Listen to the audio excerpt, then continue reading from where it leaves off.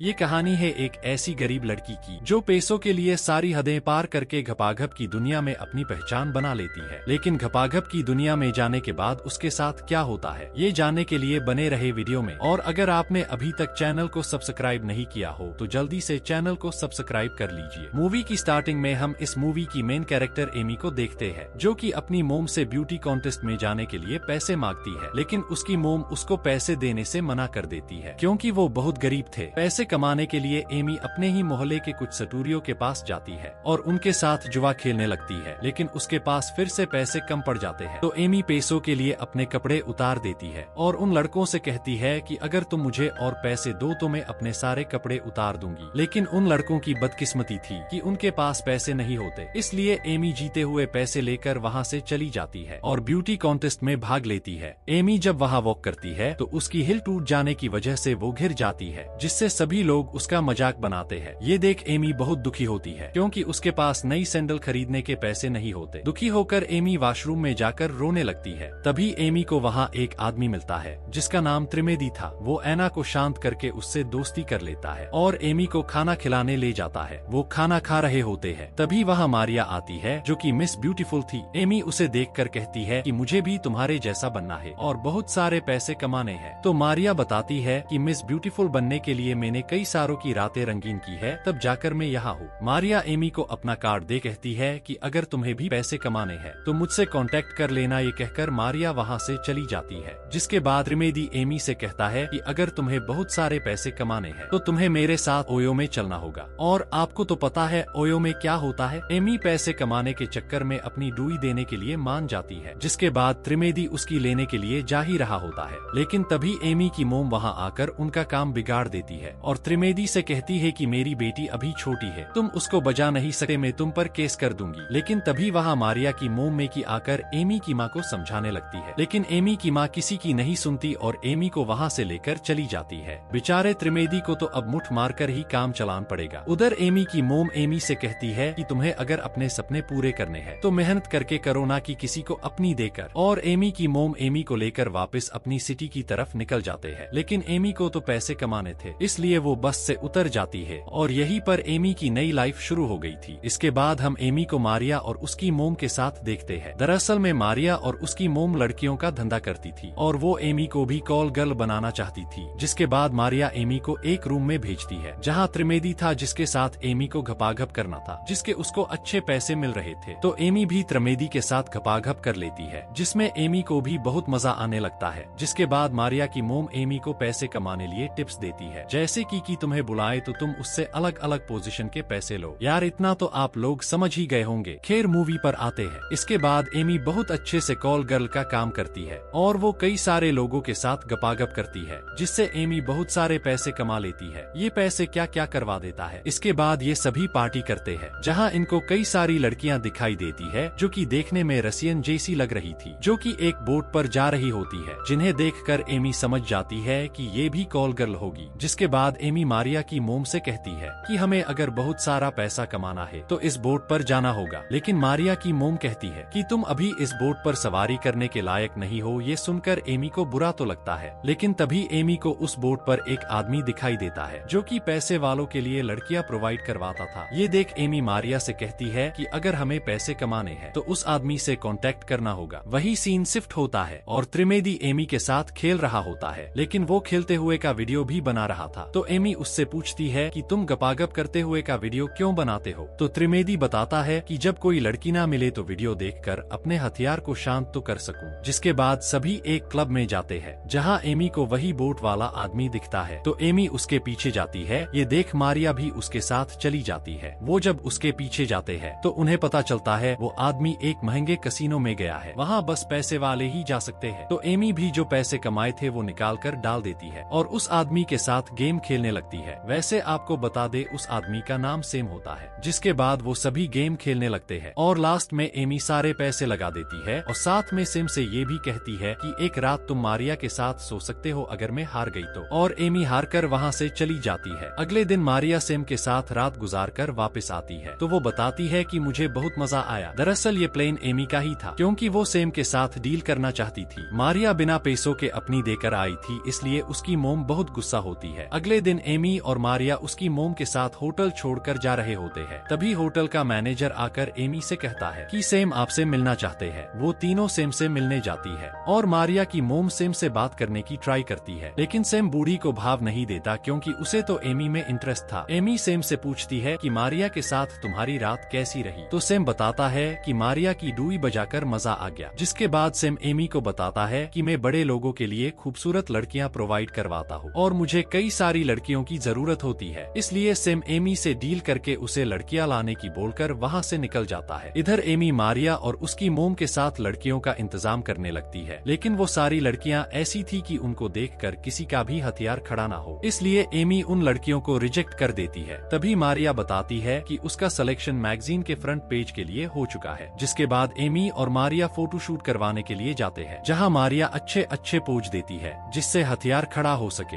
तभी एमी की नजर वहाँ रखी एक बुक पर जाती है जिसमें सारी मॉडल और टीवी एक्ट्रेस के नंबर थे, तो एमी उस बुक को रख लेती है। घर आकर उन्हें कॉल करके इंटरव्यू के लिए बुला लेती है और अगले दिन उन सभी हॉट लड़कियों का इंटरव्यू लेने लगती है। मतलब ये कि उन्हें सिखा रही थी कि किसी को भी अपनी डुई कैसे दे और कैसे सामने वाले का हथियार खड़ा करे जिससे वो ज्यादा पैसे दे। ये सब कुछ चल ही रहा था कि तभी वहाँ एमी की मोम भी आ गई थी। उधर कुछ लड़कियाँ तो मना करके जाने लगती है। तभी एमी की नजर उसकी मोम पर जाती है, लेकिन उसकी मोम को सब कुछ पता चल गया था कि एमी इतने सारे पैसे अपना खाता खुलवा कर कमा रही है। एमी अपनी मोम को समझाने लगती है, लेकिन एमी की मोम उसकी एक नहीं सुनती, तो गुस्से में एमी भी बोल देती है कि आपने भी तो कई बार अपनी गुफा में उस मैनेजर को सुलाया है जिसके यहाँ आप जॉब करती थी। ये सुनकर तो उसकी मोम को और ज्यादा गुस्सा आ जाता है और वो एमी के मुंह पर पैसे फेंक कर चली जाती है, जिससे एमी काफी सैड हो चुकी थी। तो मारिया एमी को चुप करवाती है और एमी को बताती है कि उसका बाप तो उसके साथ गलत काम किया करता था, इसलिए उसकी माँ ने उसे कॉल गर्ल बना दिया। तो एमी बताती है कि ये मर्द जात ही ऐसी है, कई भी हॉट लड़की दिखे तो साले उसकी लेने की सोचते हैं। वही सीन शिफ्ट होता है और हम देखते हैं कि एमी ने सेम की जरूरत के हिसाब से रसियन जैसी लड़कियों का इंतजाम कर लिया था, जिसमें केमिली नाम की वेटर भी थी जो अपने बॉयफ्रेंड के लिए पैसे कमाने के लिए एमी की टीम में शामिल हो चुकी थी। जिसके बाद सभी लड़कियां फ्रांस पहुंच जाती है और जाकर वो सेम से मिलती है। सेम उन्हें कुछ रूल्स बताता है कि यहाँ स्मोक करना मना है और कोई भी लड़की गेस्ट को सेक्स करने के लिए आगे से नहीं बोलेगी जब तक कि गेस्ट अल्टीमेट होने की नहीं बोल दे। जिसके बाद सारी लड़कियां होटल के लग्जरी रूम में जाती है, जिसको देखकर वो सभी खुश थी। केमली थोड़ी सैड होती है क्योंकि उसने पहले कभी ऐसा काम नहीं किया था, लेकिन एमी उसे समझाती है कि हमें इसके लिए बहुत सारे पैसे मिलेंगे। वैसे भी तुम अपने बॉयफ्रेंड को तो अपनी फ्री में देती हो, लेकिन यहाँ तुम्हें डुई बजवाने के बदले पैसे मिलेंगे। ये सुनकर केमली भी मान जाती है। जिसके बाद सभी तैयार होकर बाहर जाती है, जहाँ उनकी पार्टी का होस्ट सेंटिनो और उसके 2 भाइयों से मिलती है। जिसके बाद ये सभी मिलकर पार्टी करते हैं और ये लड़के सारी लड़कियों का खाता खोलते हैं। खाता खोलते हुए मैं दिखा नहीं सकता और ये सभी खूब एंजॉय करते हैं। सेंटिनो को केमली पसंद आ गई थी, इसलिए सेंटिनो केमली को अपने रूम में लेकर जाता है और किस करते हुए केमली को बजाने लगता है। केमली सेंटिनो की प्यास बुझाने के बाद अपने रूम में जाती है, जहाँ वो एमी को बताती है कि सेंटिनो बहुत अच्छा है, उसने मुझे खाना बनाकर खिलाया था। इन सब से केमली बहुत खुश थी। अगले दिन एमी और सेम आपस में बात कर रहे होते हैं, जिन्हें देखकर मेकी मारिया से कहती है कि हमें सेंटिनो को अपने जाल में फंसाना होगा ताकि हम एमी को छोड़कर बहुत सारे पैसे कमा सके। जिसके बाद वो दोनों सेंटिनो के पास जाती है, जहाँ सेंटिनो एक बिजनेस मीटिंग कर रहा था, इसलिए उनसे बाद में बात करने को कहता है। मेकी का वहाँ कोई जुगाड़ नहीं बैठता, इसलिए वो मारिया से सेंटिनो के साथ बेटे बिजनेसमैन के साथ सोने की बोलकर उन्हें अपने झांसे में लेने को बोलती है। अगले दिन पार्टी में हम देखते हैं कि सेंटिनो दूसरी लड़की को अपनी प्यास बुझाने के लिए लेके चला जाता है। ये देखकर केमली को बुरा लगता है क्योंकि वो भी एक रात सेंटिनो के साथ सोई थी।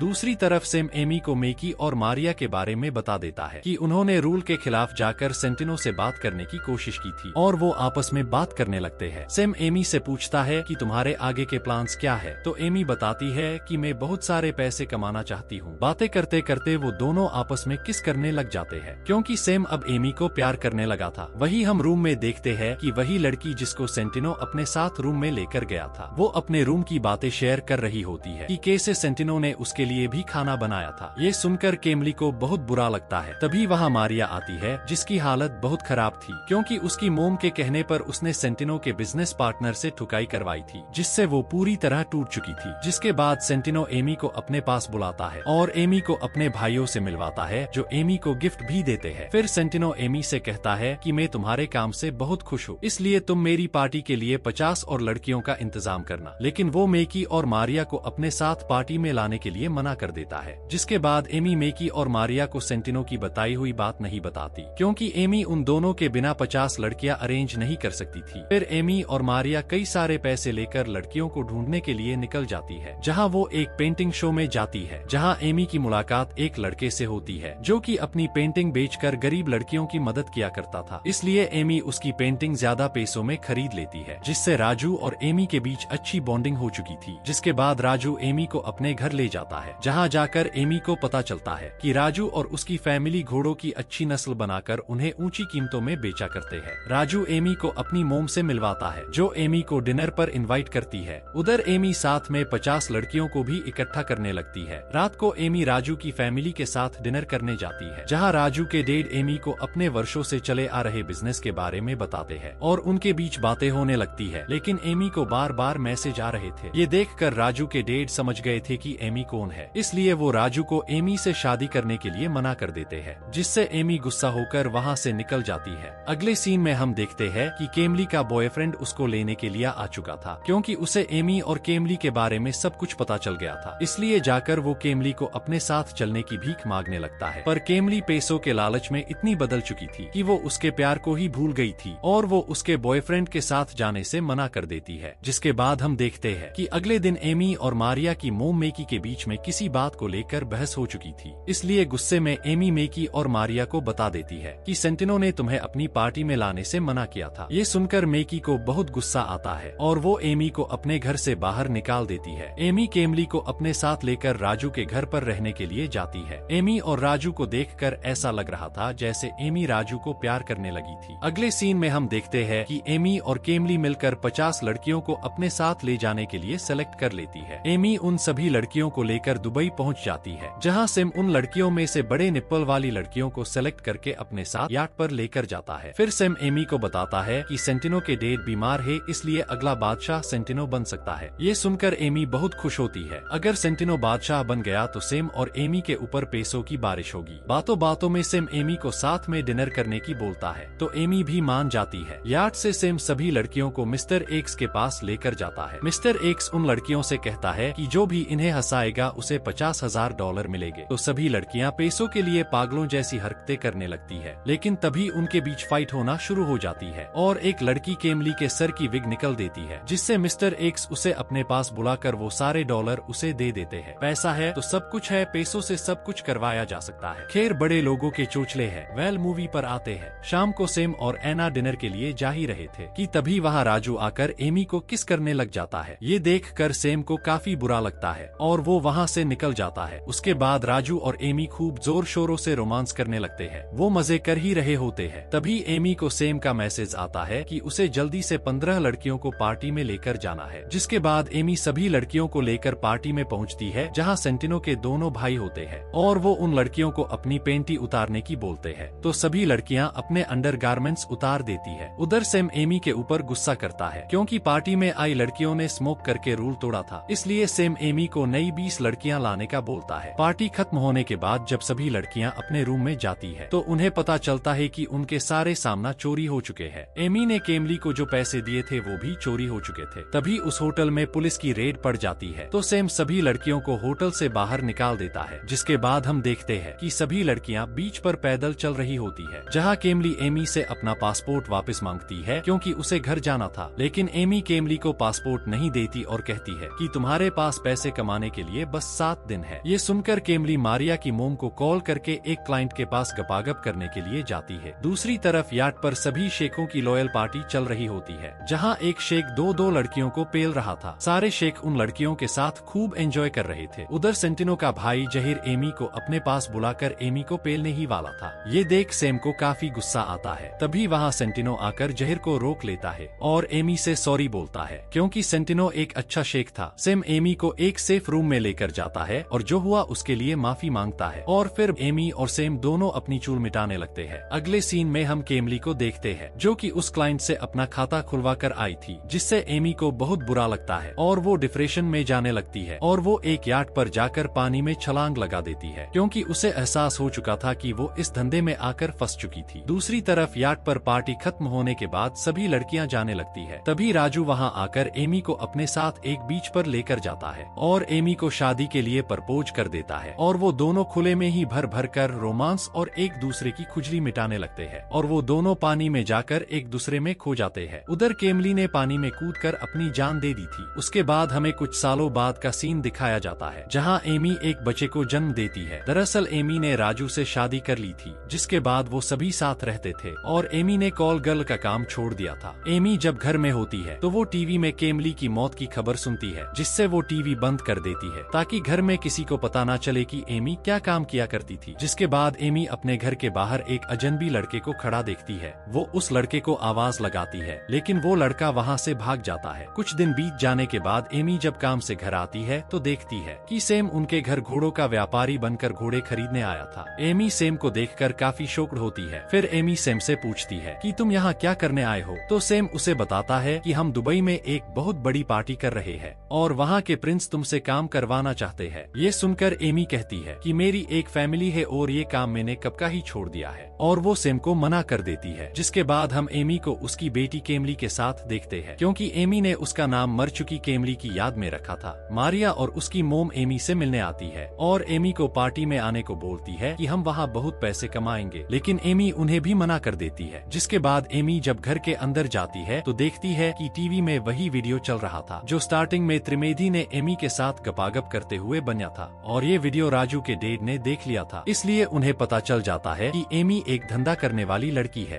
तो वो एमी को धक्के मारकर घर से बाहर निकाल देते हैं। एमी की सच्चाई अब राजू को भी पता चल गई थी, इसलिए वो भी एमी का साथ छोड़कर अपनी बेटी को अपने साथ ले जाता है। इससे एमी बहुत परेशान होती हुई मारिया और उसकी मोम के पास जाती है और वो तीनों दुबई जाकर शेखों की पार्टी में जाती है, जहाँ सारे शेख मिलकर लड़कियों के मजे ले रहे थे और एंजॉय कर रहे थे। एमी सेम के पास जाती है। सेम एमी को जहीर के पास लेकर जाता है, क्योंकि जहीर ने सेंटिनो को मारकर खुद दुबई का किंग बन चुका था और उसने दुबई के सारे रूल्स भी बदल दिए थे। जिसके बाद जहीर एमी को अपनी चोट का निशान दिखाता है जो एमी ने उसे पहले दिया था। ये देख एमी वहाँ से मारिया और उसकी मोम के पास जाकर उनसे वहाँ से चलने की बोलती है, लेकिन मारिया की मोम एमी से बोलती है कि मुझे पता है सेंटिनो मर चुका है और जहीर यहाँ का किंग है और उसी के कहने पर हम तुम्हें यहाँ लेकर आए हैं। ये सुनकर एमी उस पार्टी से भाग जाती है और वो एक रेगिस्तान में पहुँच गई थी, लेकिन जहीर एमी को पकड़ लेता है और वापस अपनी पार्टी में ले आता है, जहाँ जहीर और उसका भाई दोनों मिलकर एमी के साथ जोर जोर से गपागप करते हैं और वो सेम को भी जबरदस्ती एमी के साथ अल्टीमेट होने की बोलते हैं, जिससे एमी की हालत बहुत खराब हो चुकी थी। इतनों के साथ गपागप करना कोई मामूली बात थोड़ी है। अगले सीन में हम एमी को देखते हैं जो अपनी बेटी से मिलने जा रही थी, लेकिन पुलिस उसे पकड़ लेती है, क्योंकि केमली की मौत एमी की वजह से ही हुई थी और इसका पता केमली के बॉयफ्रेंड ने लगाया था और पुलिस को बता दिया था। फिर एमी के खिलाफ वो सारी लड़कियां बयान देती है जिनसे एमी ने काम करवाया था, लेकिन मारिया एमी की साइड बोलती हुए कहती है कि एमी गलत है, लेकिन वो आदमी भी गलत है जो पैसे देकर ऐसे काम करवाते हैं। इन सब के बाद एमी को जेल हो जाती है।